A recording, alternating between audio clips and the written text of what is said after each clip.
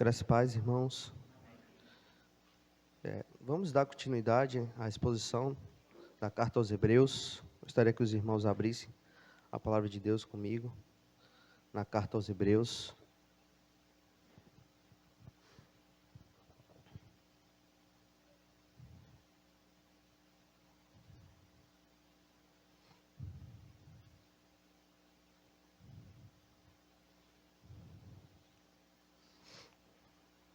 Amém?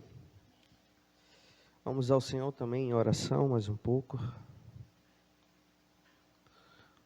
Ó Pai, estamos diante de Ti, Senhor, da Tua santa presença, com a Tua santa palavra aqui, Senhor, para ser lida, pregada aos nossos corações. Rogamos a Ti, Senhor, fala com Teu povo, fala conosco, apesar de mim, Senhor. Ó Deus, permita-me pregar o Teu santo evangelho com fidelidade e amor. Me santifica, Senhor, para pregar a palavra aos meus irmãos. Santifica, Senhor, a Tua igreja para ouvir a Tua santa palavra, Senhor. Que possamos estar, Senhor, com as mentes e os corações em Tua palavra neste momento. É o que nós rogamos, ó Deus, e oramos no nome de Cristo Jesus. Amém. Amém. Graças e paz, irmãos. A série aos Hebreus eu intitulei de Cristo Jesus, o Filho de Deus e a sua gloriosa aliança eterna. O título da mensagem de hoje, irmãos, é o Pacto da Redenção e seu amor gracioso aos eleitos. Amém? Gostaria que os irmãos lessem comigo o capítulo 2, a partir do versículo de número 10 ao 13. A palavra do Senhor diz: porque convinha que aquele por cuja causa e por quem todas as coisas existem, conduzindo muitos filhos à glória, aperfeiçoasse por meio de sofrimentos o autor da salvação deles. Pois, tanto que santifica, como os que são santificados, todos vêm de um só. Por isso é que ele não se envergonha de lhes chamar irmãos, dizendo: a meus irmãos declararei o teu nome, cantar-te-ei louvores no meio da congregação. E outra vez: eu porei nele a minha confiança, e ainda, eis aqui estou eu e os filhos que Deus me deu. Amém. Primeiro ponto, amados, é que eu gostaria de ensinar aos irmãos é que Deus aperfeiçoou o seu Filho por meio dos sofrimentos. Aos jovens, que estão escrevendo, as crianças no caso, Deus aperfeiçoou o seu Filho por meio dos sofrimentos. O autor aos Hebreus, meus irmãos, continua escrevendo para eles a respeito de quem é o nosso Senhor Jesus. Nós vamos lembrar que no capítulo 1 ele vem defendendo de quem é Cristo e de como ele fez a obra maravilhosa da nossa salvação. Nesses versos que nós lemos do versículo 10 ao 13, até o final também do capítulo 2, o autor vai mostrar o aspecto sacerdotal do nosso Senhor e de sua obra propiciatória. Em sua defesa, o tema da superioridade de Cristo em relação aos anjos, desde o capítulo 1 até o capítulo 2. O autor irá mostrar o motivo, o porquê, a causa da necessidade do Filho de Deus ter sido aperfeiçoado. Parte A, porque convinha, isto é necessário. Versículo 10 diz: porque convinha que aquele, por cuja causa e por quem todas as coisas existem, conduzindo muitos filhos à glória, aperfeiçoasse por meio dos sofrimentos o autor da salvação deles. Porque convinha. Esse versículo de número 10, irmãos, está associado com o versículo de número 9, que diz: vemos, todavia, que aquele por um pouco tendo sido feito menor que os anjos, Jesus, por causa do sofrimento da morte. Ele traz essa continuidade da humilhação do nosso Senhor Jesus, da sua morte e morte de cruz, como o pastor Gutenberg nos ensinou nessa manhã, ao efetuar a nossa salvação. Percebo que Cristo, ele provou a nossa morte no versículo de número 9, finalzinho diz: provasse a morte por todo homem. Cristo provou a sua morte.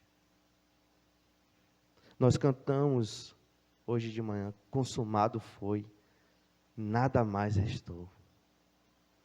Cristo provou a sua morte.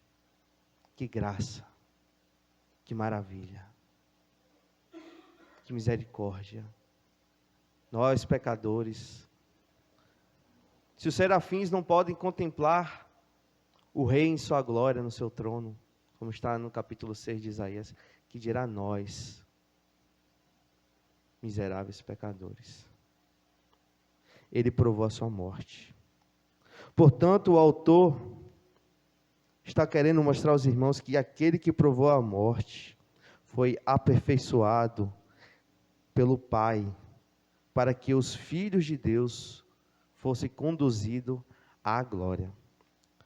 O autor vai dizer aos irmãos que, porque convinha, a profecia do Salvador, a promessa do Evangelho apontava para um homem que sofreria para trazer a salvação, o homem de dores. Essa necessidade, porque convinha, porque era necessário, está por uma causa. Que causa seria essa, irmãos? Da natureza caída do homem. Os pecadores estão o quê? Destituídos da glória de Deus. Eles foram expulsos do jardim. O que era o jardim? Era o santuário de Deus com o homem. Ali Deus vinha ter com o homem na viração do dia. O homem tinha em Deus totalmente o seu prazer. Por isso que o regenerado, ele tem prazer aonde? Na lei de Deus. Nela ele medita de dia e de noite, como nós cantamos aqui. Ele tinha comunhão com Deus. Então, a necessidade do nosso Salvador, irmãos, ter sido aperfeiçoado, é porque os homens estão mortos em delitos e pecados. A natureza dos homens, natureza esta caída. Outra causa dessa necessidade é que o preço que a justiça de Deus demanda. A lei foi violada, e a justiça divina diz o quê? Ela requer a punição dos pecadores. Romanos capítulo 6, versículo 23, diz que o salário do pecado é a morte. É a ira de Deus caindo sobre você, se você não se arrepender. O salário do pecado é a morte, porque nós temos um Deus que é santo, santo, santo. Ele não tolera pecado. O preço da justiça demandava essa necessidade de que o nosso Salvador sofresse. Outra causa, irmãos, é que da promessa que apontava para o Filho de Deus, sendo autor da salvação. Nós vamos lembrar aqui que o proto-evangelho é pregado ali em Gênesis capítulo 3, versículo 15, que vai dizer que o descendente da mulher iria esmagar a cabeça da serpente. Porém, ele teria seu calcanhar ferido. A lei já apontava que a nossa salvação seria através de um homem de dores, de alguém que morreria por você, de alguém que sofreria por você. Às vezes nós não nos quebrantamos, porque não enxergamos quem somos nós. Muito ama que muito é perdoado. É isso que Jesus fala. Porque às vezes nós não lemos o texto e paramos e choramos por conta dos nossos pecados. Porque você não sabe quem é você, nem sabe quem é Deus. Porque você não sabe o que é a sua salvação. Às vezes você repete, é graça. Somos salvos pela graça. Você tem noção de que é isso? Você tem noção do preço que Cristo pagou na cruz? A sua vida reflete esse preço. O seu casamento reflete esse preço. O seu trabalho reflete esse preço. A sua comunhão com os irmãos reflete esse preço pago. Irmãos, a vida cristã, ela é uma vida de frutos. Quem não der frutos, será cortado.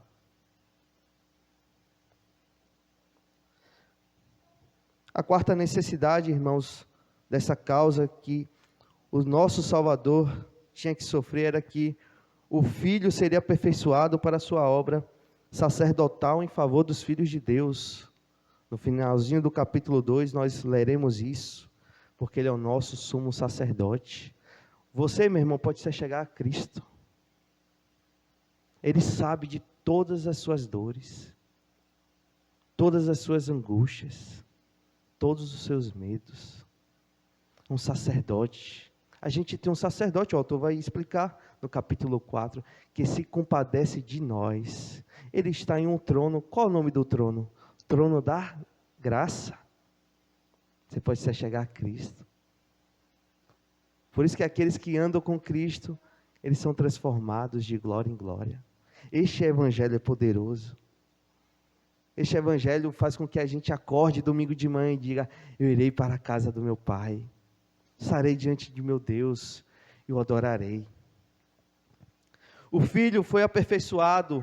Outro ponto que eu gostaria de ler com os irmãos: o Filho foi aperfeiçoado. Meus irmãos, alguns podem se perguntar nesse momento: se Jesus é Deus, então Ele é perfeito. Como Ele então foi aperfeiçoado? Como? Essa dúvida pode surgir em mentes sinceras ao ler essa passagem, porque vai dizer que o Filho foi aperfeiçoado. Para compreendermos melhor, faremos o uso de dois tipos de caminho. O primeiro caminho eu irei chamar de via negativa e o segundo de via positiva.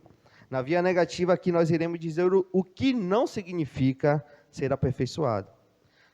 O que não significa? Ser aperfeiçoado não significa que nele havia alguma imperfeição, algum pecado, e assim ele teria se tornado perfeito em santidade depois.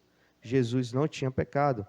Por quê? Pois a Escritura, aqui também em Hebreus capítulo 7, versículo 26 diz: porque nos convinha um sumo sacerdote como este, santo, inculpável, sem mácula, separado dos pecadores, exaltado acima dos céus. Segundo aos Coríntios capítulo 5, versículo 21 diz: aquele, quem? Cristo Jesus, que não conhecer o pecado, Deus o fez pecado por nós. Perceba, Cristo não conheceu o pecado. 1 Pedro capítulo 3, versículo 18, pois também Cristo padeceu uma única vez pelos pecados. E Pedro diz, o justo. Cristo é o justo.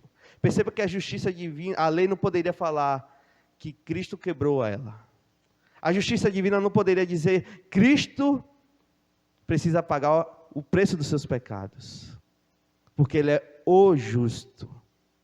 O justo por quem? Pelos injustos. Para conduzir vocês a Deus. Perceba que o versículo número 10 se encaixa perfeitamente com 1 Pedro 3,18. Aquele que foi aperfeiçoado. Então, positivamente, na via positiva. Então, o que de fato é ser aperfeiçoado? E aqui eu vou utilizar o puritano John Owen. Ele diz, ser aperfeiçoado é o modo especial de Deus preparar o Senhor Jesus Cristo para o seu ofício de ser o autor da salvação. Perceba que a gente está falando o quê? Que Deus aperfeiçoou por meio de sofrimentos o autor da salvação deles. Perfeito aqui significa, segundo John Owen, consagrar, dedicar, santificar, separar para um ofício. Por isso que quando alguém ele vai se tornar pastor, ele é separado em um momento litúrgico. O rei Davi, ele foi ungido. Arão, ele também foi ungido. Ele foi separado, consagrado para um ofício. O ofício do nosso Senhor Jesus aqui é o ofício de sumo sacerdote. Então, ele foi aperfeiçoado para ser o quê? Separado para ser o sumo sacerdote. E que ofício é esse também? A gente vai ler que é o ofício de ser um mediador entre Deus e os homens. 1 Timóteo 2, versículo 5. Que nós também identificamos em 3 partes. Nosso Senhor Jesus, ele é o quê? O sumo profeta. O pastor nos ensinou hoje de manhã. Ele é o sumo sacerdote e ele é o rei. Portanto, no contexto imediato aqui, irmãos, o filho amado em seu aspecto sacerdotal precisava, grave isso, sofrer. Sinta o peso toda vez que você pensar em pecar. Ele precisava sofrer. Sofrer o quê? A ira de Deus. Sofrer o quê? O abandono do Pai na cruz. Isto é o Evangelho. Isto é a graça. Isto é a misericórdia de Deus. Isto é o amor de Deus.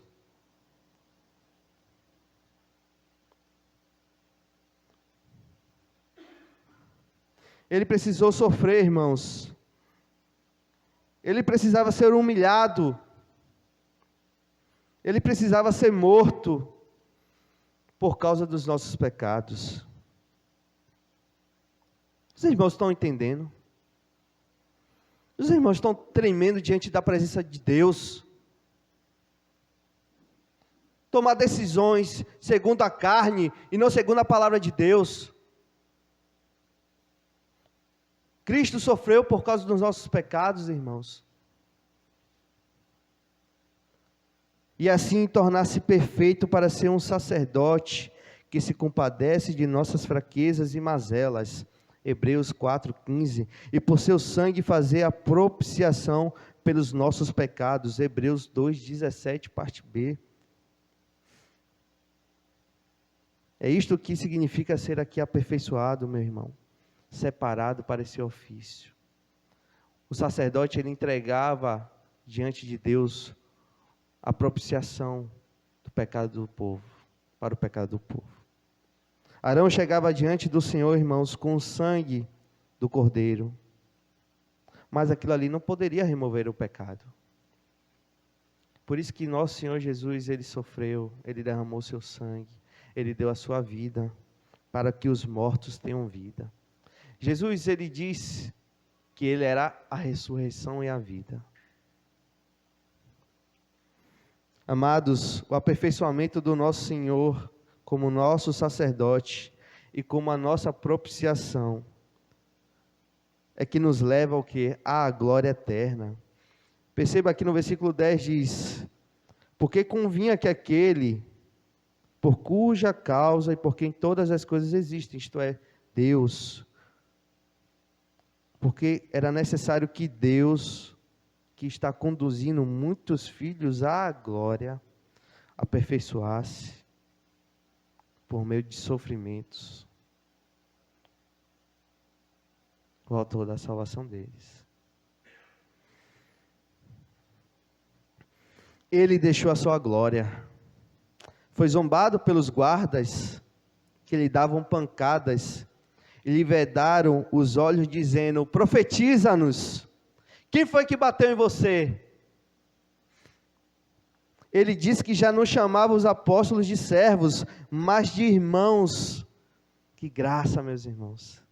Eu não chamo mais vocês de servos, mas de irmãos. Mas quando a guarda prendeu a Jesus, o que eles fizeram? Todos o abandonaram. Infiéis. Pedro prometeu que ficaria com Cristo até a morte. Negou 3 vezes. Infiel. Todos o abandonaram. Fugiram com medo de serem associados com o Cristo, com o Filho amado. Meus irmãos, quem lembra de Mateus capítulo 17, o monte da transfiguração? Eles viram Jesus em glória. Mas eles não ficaram com Cristo no seu momento mais difícil. Ele que curou, Ele que fez milagres, Ele que alimentou uma multidão. Esta mesma multidão, ela vai dizer no seu júri, no seu tribunal, ele diz o quê? Crucifica-o. Crucifica-o. Queremos Barrabás. E alguns blasfemadores utilizaram isso na política para falar de Bolsonaro.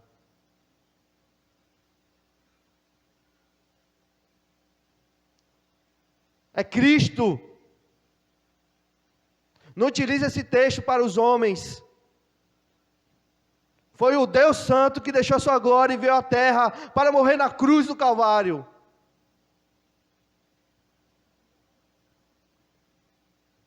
Eles zombaram de Cristo.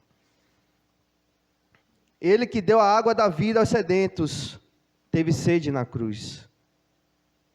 E disse: tenho sede. João 19, 28. Mas o que fizeram com Cristo? Deram-lhe vinagre. Quando você estiver com muita sede, tente beber um vinagre, para ver o que acontece. Ele que com as suas mãos santas trazia vistas aos cegos, cura aos paralíticos, libertação aos demoniados. As suas benditas e preciosas mãos, irmãos, foram que cravadas no madeiro. Ele foi aperfeiçoado para te guiar à glória. Ele que foi xingado na cruz, zombado.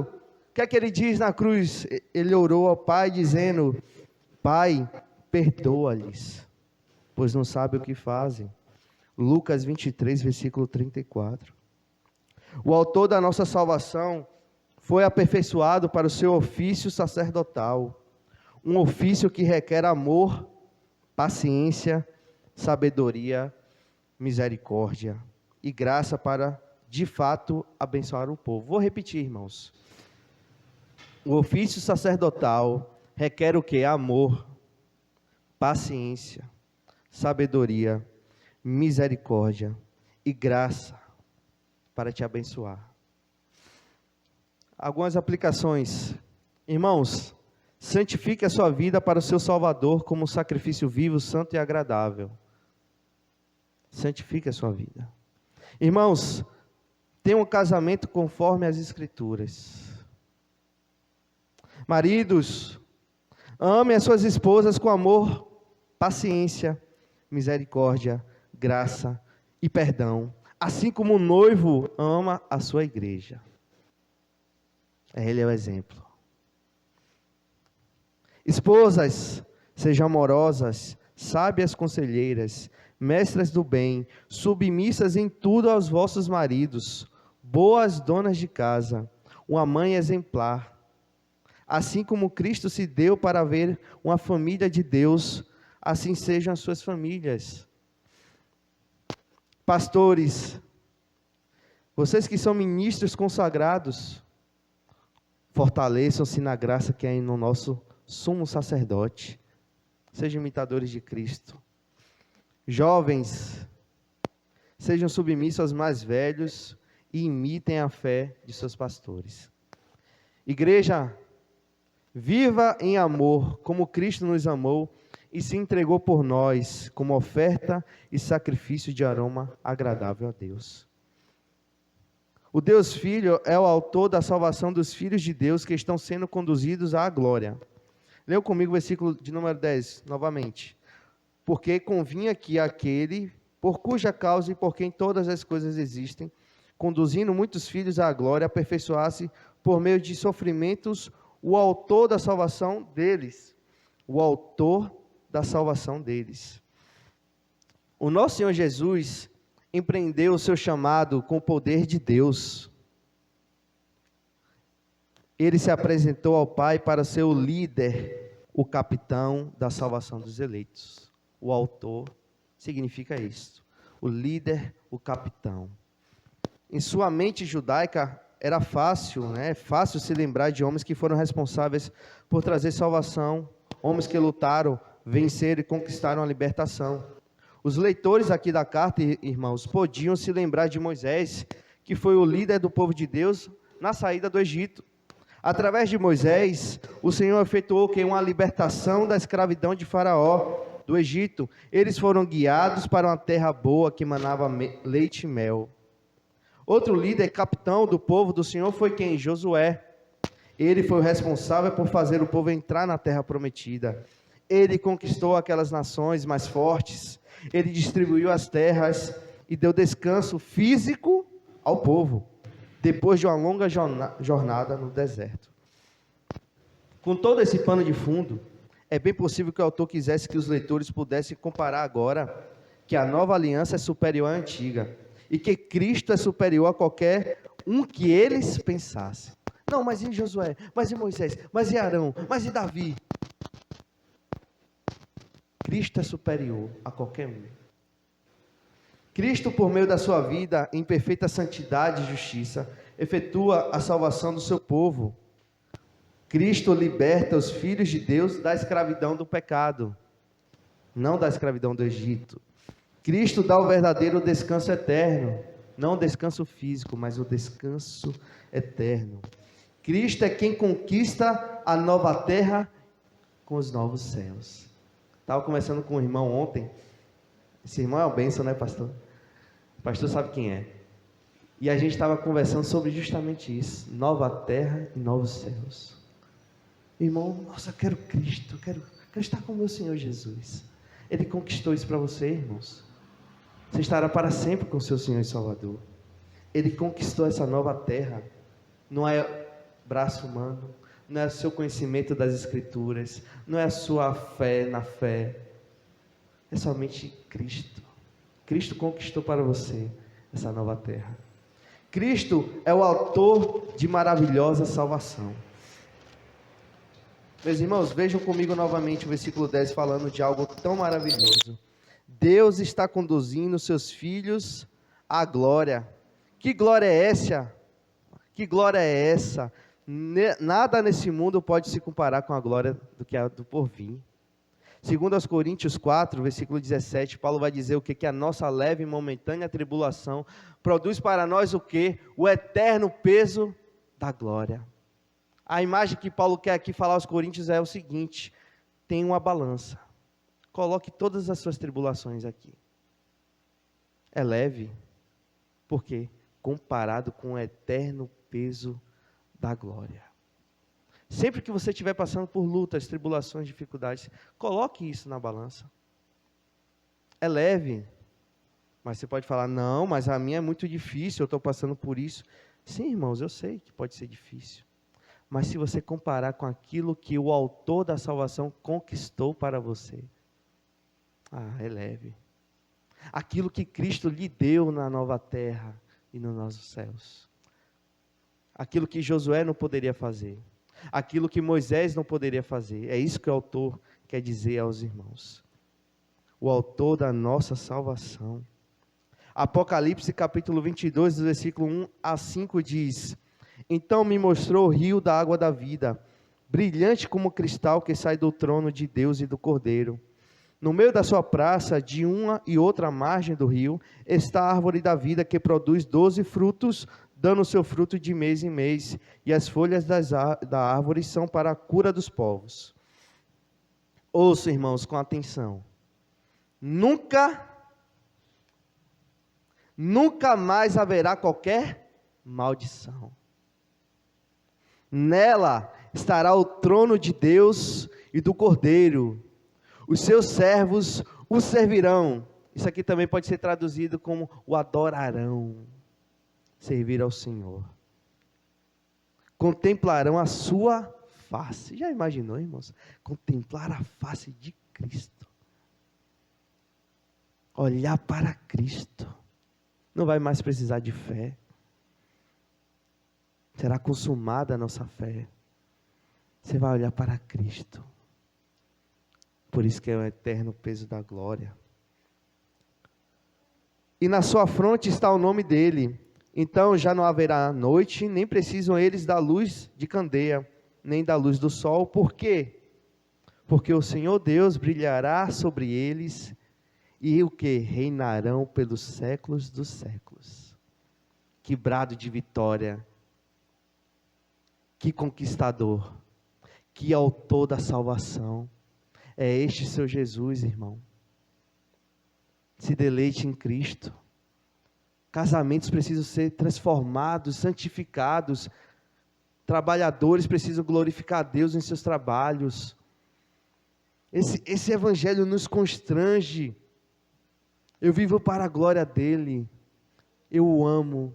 As pessoas precisam ouvir esse evangelho que me salvou. As pessoas precisam conhecer o meu Jesus. É essa fome e sede que eu tenho, irmãos. É por isso aqui que eu luto e trabalho. Estou um pouco ajudando os nossos pastores. Mas isso aqui é maravilhoso. Isso aqui enche meu coração. Eu falo, Senhor, me usa. Não para a minha glória, não para likes, mas para que sejam santificados, mas para que conheçam o teu Filho Jesus, mas para que eles possam dizer, eu conheci a Cristo, e fui salvo, fui santificado. Ao apontar para a glória que há no porvir, que diz, Deus está nos conduzindo à glória.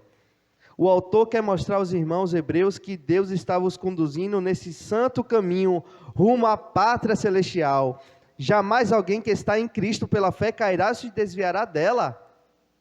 Pois aquele a quem Deus amou antes da fundação do mundo, será glorificado.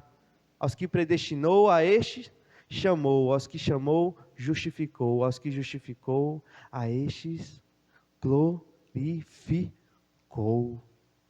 Você estará para sempre com Cristo, o autor da sua salvação, aquele que rompeu os grilhões da morte e ressuscitou dentre os mortos, lhe deu a vida eterna, lhe deu a sua santa justiça, aquele que foi crucificado, que sofreu, para que você desfrute toda a eternidade, sem qualquer maldição. 2 Pedro capítulo 2, versículo 2 Pedro capítulo 1, versículo 2. O apóstolo Pedro diz: graça e paz vos sejam multiplicadas, no pleno conhecimento de Deus e de Jesus, nosso Senhor. Esse é o meu desejo para os irmãos. Que a graça de Deus seja tão forte em sua vida, que você conheça a Deus, que você conheça a Cristo. Cresça nesse conhecimento. João capítulo 17, versículo 3, Jesus ele vai definir em sua oração sacerdotal o que é a vida eterna. Diz o seguinte: a vida eterna é esta, que te conheçam a ti. Irmãos, Jesus está orando ao Pai aqui, já imagina essa cena? Que te conheçam a ti, o único Deus verdadeiro, e a Jesus Cristo, a quem enviaste. Está vendo o que é a vida eterna? Conhecer a Cristo, aquele que foi enviado para lhe dar salvação. Assim o autor traz à mente deles que Cristo os amou a tal ponto de sofrer, ser humilhado e morrer por eles, a fim de que eles desfrutem de uma vida eterna, da salvação eterna. Ele deu a sua vida, derramou seu sangue precioso para que jamais sofrêssemos na eternidade. Pelo contrário, ele afirma, João 17, 24, Pai, a minha vontade é que onde eu estou estejam também comigo os que me deste, para que vejam a minha glória que me conferiste, porque me amaste antes da fundação do mundo. João 15, versículo 11 diz: tenho-vos dito estas coisas para que o meu gozo esteja em vós e o vosso gozo seja completo. Se você estiver em Cristo, você se deleitará nele. O Filho tomou a natureza dos filhos de Deus. Leu comigo o versículo de número 11, parte A. Pois tanto que santifica, como os que são santificados, todos vêm de um só. Essa expressão aqui, irmãos, todos vêm de um só. O que significa? Aqui se entende que se fala da natureza em comum, porque aquele que o santifica, quem é? Cristo. Tanto como os que são santificados. Quem são os santificados? Os filhos de Deus que estão sendo conduzidos à glória. Então, todos vêm de um aqui. Os teólogos, Calvino, John Owen, eles entendem que se refere à natureza humana. Para que os homens fossem salvos, era necessário que o Salvador compartilhasse conosco da nossa natureza, isto é, seres humanos. O Catecismo Ortodoxo, na lição de número 6, pergunta 16, diz o seguinte: por que ele deve ser homem verdadeiro e justo? A resposta: ele deve ser homem verdadeiro porque a justiça de Deus exige que a natureza humana que pecou pague pelo seu pecado. Ele deve ser um homem justo porque alguém que por natureza já é pecador nunca poderia pagar pelos pecados dos outros. Perceberam a resposta? Quem pecou? A natureza humana. Então, o Redentor precisava ser o quê? Homem. E também ser o quê? Justo. Pergunta de número 17 do Catecismo. porque ele também deve ser Deus verdadeiro. Ele deve ser Deus verdadeiro para que, pelo poder de sua natureza divina, ouça com atenção, possa suportar o peso da ira de Deus em sua natureza humana, e conquistar e restituir para nós a justiça e a vida. Brade em sua alma agora, que graça maravilhosa. Ele recebeu o peso da ira de Deus. O Deus eterno se fez carne, guardou toda a lei para que recebêssemos o quê? A sua justiça, a sua perfeita obediência. Em troca, lá naquela cruz, ele foi abandonado pelo Pai. Ele recebeu toda a ira divina, que era sua, que era minha. O apóstolo Paulo vai dizer em Efésios capítulo 3, versículo 18 a 19, a fim de poder compreender com todos os santos qual é a largura, o comprimento e a altura, a profundidade, e conhecer o que, irmãos? O amor de Cristo, que excede todo entendimento, para que sejais tomados de toda a plenitude de Deus. Se você conhecer o amor de Cristo, você será tomado pela plenitude de Deus, irmãos. Excede qualquer entendimento. Calvino, nas suas Institutas, ao falar sobre a Santa Ceia, vai nos ajudar a compreender aqui os próximos versículos. Ele diz o seguinte: as almas piedosas podem extrair grande fruto de confiança e satisfação desse sacramento, que é a Santa Ceia, porque nele tem o testemunho de que nos unimos com Cristo em um só corpo, de tal modo que tudo que é dele é lícito também que chamemos de nosso. Segue-se que podemos nos assegurar com plena certeza de que a vida eterna, da qual ele é o herdeiro, é nossa, e de que o reino dos céus, no qual ele já entrou, não pode ser tirado de nós, do mesmo modo como não pode ser tirado dele, e de que não podemos ser condenados por nossos pecados, de cuja culpa ele nos absolveu, quando quis tomá-los sobre si, como se fossem seus. Calvino diz: essa é a maravilhosa transformação que, por sua imensa bondade, ele já fez em nós.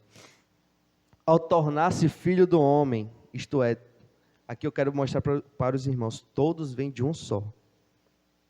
Ele tomou a natureza humana. Ao tornar-se filho do homem conosco, ele nos fez consigo filho de Deus.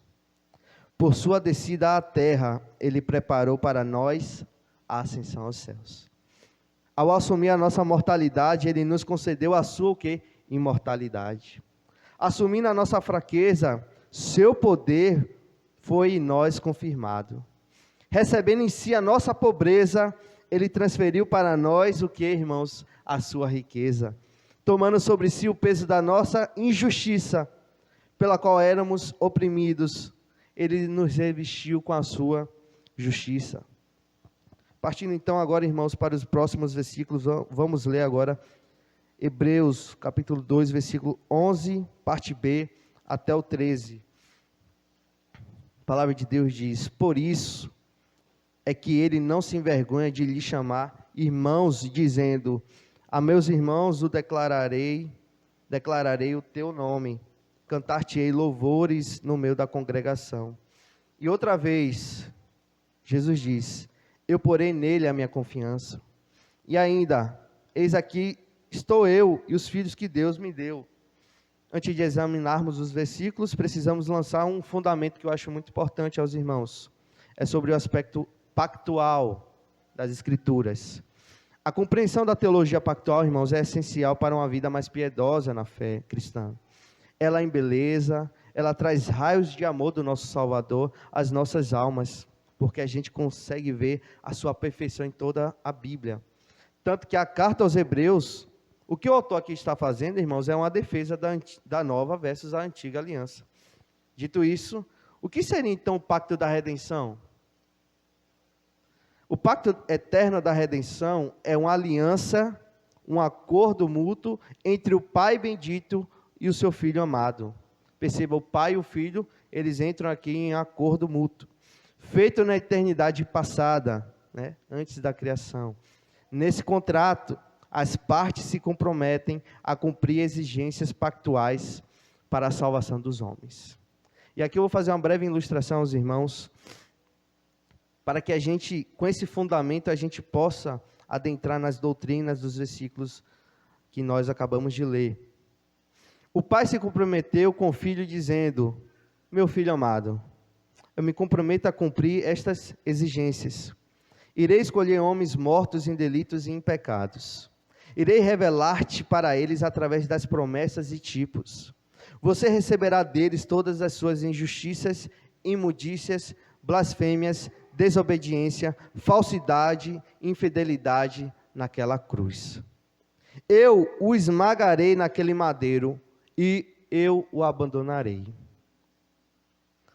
O pai se compromete dizendo ao filho: eu o ressuscitarei, meu filho amado. Eu irei coroá-lo com a glória que tu tens desde toda a eternidade. Eu darei a ti, meu filho amado, homens de todos os povos, línguas, tribos e nações.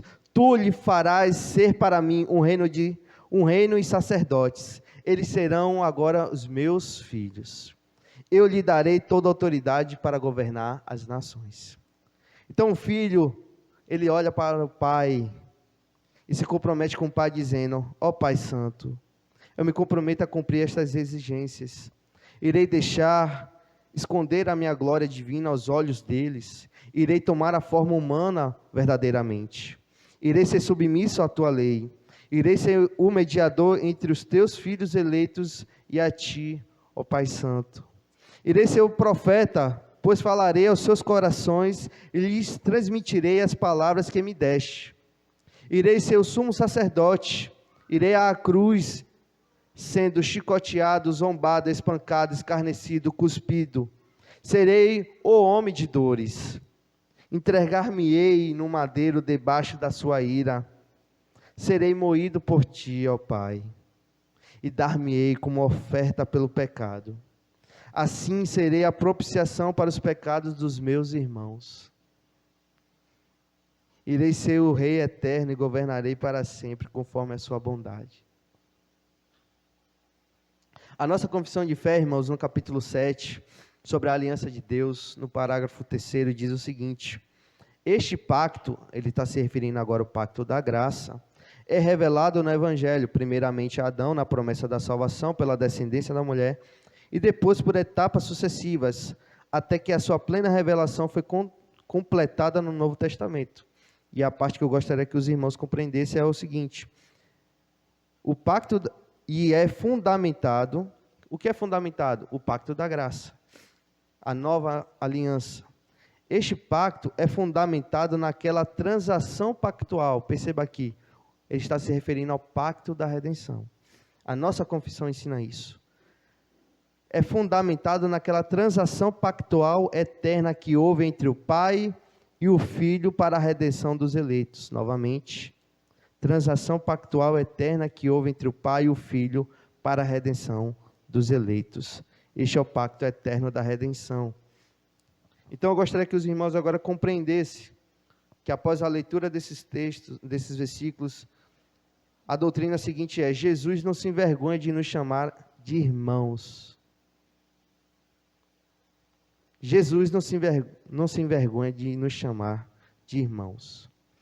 A vergonha é um sentimento desagradável, né? Relacionado com receio de desonra ou do ridículo. O nosso Senhor não fez o caso de sermos criaturas e Ele o Criador.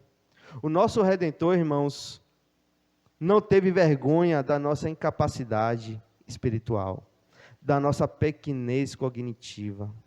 O seu Salvador, meu irmão, não se envergonhou de deixar a sua glória e descer para te salvar.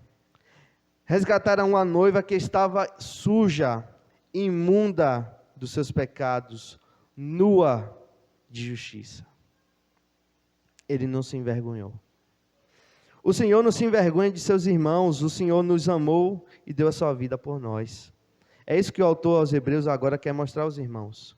A vergonha que eles poderiam estar tendo por serem reconhecidos como cristãos, como discípulos de Cristo, como evangélicos, a ponto de agora perderem até os seus bens, A vergonha de serem associados com Jesus, o Filho de Deus, poderia ser por ser rejeitado na comunidade dos judeus.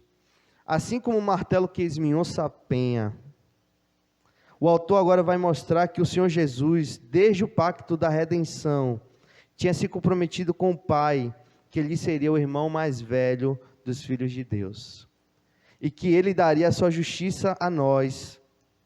Jesus, meus irmãos, iria declarar o nome santo do Altíssimo, e que iria cantar louvores ao Senhor no meio daqueles que estavam mortos, daqueles que eram como leprosos diante de Deus. Ele não se envergonha de nós. Leia comigo então o versículo de número 12. A meus irmãos declararei o teu nome, cantar-te-ei louvores no meio da congregação. Essa passagem é maravilhosa, né, irmãos? Cristo declarou o nome do Pai. Cristo nos chama aqui de irmãos. Ele nos declara o nome do Pai. Ele canta louvores. Calvino aqui, ao comentar essa passagem, ele diz o seguinte: Ele, Cristo, imensuravelmente se humilha quando nos honra com o título de irmãos. Perceba, Cristo se humilha. Ele se humilha quando Ele nos concede esse título, irmãos. Ele é o Criador, nós somos criaturas. Isaías vai dizer no capítulo 6, ai de mim, porque os meus olhos viram o Senhor. Em contrapartida, não somos dignos nem mesmo de ser considerados seus servos. Além disso, essa imensa honra que Ele nos concede se agiganta ainda mais à luz das circunstâncias, pois aqui Cristo já não nos fala como um homem mortal na forma de servo, mas como aquele que, após a sua ressurreição, foi exaltado à glória imortal. Daí esse título é o mesmo, como se nos introduzisse no céu em sua companhia. Sempre que ouvirmos a voz de Cristo nos chamando de irmãos, olha a piedade de Calvino, lembremos-nos de que Ele nos revestiu, por assim dizer, com essa qualificação, a fim de podermos, nos apropriando do título irmãos, lançar o quê? Mão da vida eterna e de toda a bênção celestial. Eu sou filho do meio, né? Então eu não sou muita coisa. Mas geralmente o irmão mais velho a gente quer imitar. E a gente herda algumas coisas do irmão mais velho, como roupa, sapato. E a gente quer imitar o nosso irmão mais velho, a gente quer andar com ele. Alguns irmãos mais velhos rejeitam, não. Você traz vergonha. Cristo não faz isso. Nós somos imitadores dele. Ou assim deveríamos ser, né? Ele não nos rejeita. Pelo contrário. Ele nos aceita. Ele não tem vergonha de nós. A nossa injustiça Ele pega e nos dá a sua justiça. A nossa imundícia Ele nos lava. Essa é a graça do Evangelho, irmãos. Filipenses 2,8 vai dizer que Cristo a si mesmo se humilhou, tornando-se obediente até a morte e morte de cruz. Mateus 10, versículos 32 a 33, ele diz que vai confessar o nosso nome diante do nosso Pai. Cristo orou ao Pai dizendo: Pai, a minha vontade é que onde eu estou, estejam também comigo os que me deste. Vou fazer uma breve leitura diferente.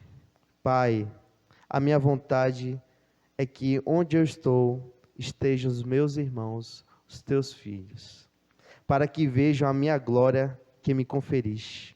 Você está sendo conduzido para ver a glória de Cristo. Que prazer na alma. Porque me amaste antes da fundação do mundo. Isso é uma promessa, isso é uma oração do nosso Senhor Jesus. Apocalipse capítulo 3, o Senhor Jesus vai dizer, o vencedor, no versículo 5, o vencedor será assim vestido de vestiduras brancas, e de modo nenhum apagarei o seu nome do livro da vida, pelo contrário, confessarei o seu nome diante de meu Pai, e dos seus anjos. Versículo 21, ao vencedor dar-lhe-ei sentar-se comigo no meu trono, assim como também eu venci e me sentei com o Pai no seu trono. O nosso irmão mais velho, que é o único que pode estar diante do Pai, somente por ele é que podemos desfrutar da doce comunhão com Deus. É Ele que nos dá todas essas bênçãos possíveis, daquilo que Ele conquistou, daquilo que o Pai lhe deu, porque somente Cristo é digno de receber. Pois somente Ele é o digno de receber o poder, a riqueza, a sabedoria, a força, a honra, a glória, o domínio e o louvor. Ó, amada igreja, somente por causa de Cristo, o irmão mais velho, que não teve vergonha de nós, imundos, é que podemos ser salvos e conduzidos a esta glória de Deus.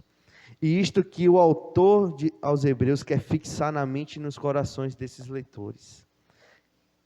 Cristo não se envergonha de você, é isso que ele quer dizer. Cristo declarou o nome do Pai e cantou louvores no meio da igreja. Versículo de número 12. A meus irmãos declararei o teu nome, cantar-te-ei louvores no meio da congregação. Ele exaltou o Pai ao declarar o nome do Pai. Na oração sacerdotal, o Senhor orou assim, no versículo 6, manifestei o teu nome aos homens que me deste do mundo. Manifestei o teu nome aos meus irmãos. Manifestei o teu nome aos teus filhos, ó Pai. Eram teus, tu nos confiaste, e eles têm guardado a tua palavra. O autor menciona isso no início da sua carta, no versículo de número 1, que Deus, nesses últimos dias, nos falou pelo Filho. O Filho declarou o nome do Pai. Em certa medida, Cristo ainda continua declarando o nome do Pai aos seus irmãos. Isso ele faz por meio dos seus ministros. 2 Coríntios capítulo 5, versículo 20, vai dizer que nós somos embaixadores no nome de Cristo. Como se Deus exortasse por nosso intermédio. É em nome de Cristo, pois que nós rogamos o quê? Vos reconcilieis com Deus, se arrependam dos seus pecados, creiam em Cristo Jesus. Calvino diz que devemos notar as funções de Cristo que assume para si, ou seja, as de declarar o nome de Deus, as quais começou ele a exercer na pregação do Evangelho, e as quais continuam diariamente no ministério pastoral. Por isso que Paulo vai dizer, quem almeja o ministério pastoral, excelente obra almeja. Os pastores têm esse privilégio. Disso concluímos que o Evangelho nos é oferecido com este propósito. Qual é o propósito? Para que ele nos conduza ao conhecimento de Deus, e por esse conhecimento, sua benevolência se torne uma experiência viva entre nós. Perceba, o conhecimento de Deus, ele é experimentado em sua vida. Ele é visto em frutos, ele não é visto em seu intelecto somente, não. Aqueles que conhecem de fato ao Senhor, eles são transformados. Jesus cantou os salmos com seus irmãos. Depois de instituir a ceia, ele canta um salmo e ele vai ao Monte das Oliveiras. O louvor, ele surge de quê, meus irmãos? Ele vai surgir de um coração grato a Deus. Grato por tudo. Outra vez eu estava conversando com o irmão disse sobre a gratidão, falando, né? Tudo dai graças. O irmão falando isso para mim. Como nós devemos ser gratos a Deus por tudo. E o irmão diz o seguinte, o que é teu que não foi aquilo que Deus te deu? Até o cabelo, as unhas. O que foi que você fez para conquistar isso? Foi Deus que te fez. O louvor surge desse tipo de coração, mas em especial, meus irmãos, pela nossa salvação. O louvor nos foi dado para que através dele pudéssemos exaltar o nome santo de Deus, cantando quem é o Senhor e o que ele faz para o seu povo. Por fim, irmãos, o autor continua citando as Escrituras para provar o amor do Senhor Jesus por nós. Ele vai citar aqui o Salmo 18, versículo 4, e o profeta Isaías no capítulo 8, versículo 18. Versículo de número 13, ele diz, eu porei nele a minha confiança, e ainda, eis aqui estou, eu e os filhos que Deus me deu. Todo o Salmo 18, ele fala sobre as provações, é literalmente sobre as provações, e as libertações de Davi, mas não de forma absoluta é dito sobre Davi, porque Davi, irmãos, apontava para o nosso Senhor Jesus. Em todas as dificuldades e as aflições que Davi experimentou, ele confiou em Deus. Cristo não poderia ter feito isso se ele fosse apenas Deus. John Owen fala isso. Perceba a beleza, né, da salvação. É perfeito assim quando você contempla, rapaz, por isso que o Salvador precisava ser homem. Porém, irmãos, o escritor aqui quer falar à igreja que Jesus também era homem, não apenas Deus. Ele já defendeu a sua divindade anteriormente. Agora ele está mostrando a sua humanidade. Assim como nós em todas as coisas, exceto no pecado. Portanto, o seu dever era, em todos os momentos de aflição, aqui ele estava se referindo a Cristo. Portanto, o seu dever em todos os momentos de aflição era exercer fé no cuidado e na proteção de Deus. O pastor nos ensinou hoje de manhã. Reina o Senhor. Tudo que pode estar acontecendo, reina o Senhor. Tudo que estiver acontecendo na sua vida, você pode dizer, reina o Senhor. Na sua maior aflição, que foi na cruz, o nosso irmão mais velho, ele confiou plenamente no Pai. O Senhor Jesus diz o seguinte na sua cruz. Abra comigo, irmãos, Lucas capítulo 23, a partir do versículo 44.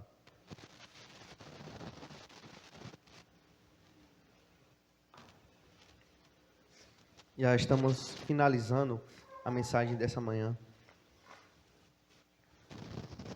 Lucas 23, versículo 44, aos versos 46, diz o seguinte: Já era quase hora sexta, e escurecendo-se o sol, houve trevas sobre toda a terra, até a hora nona.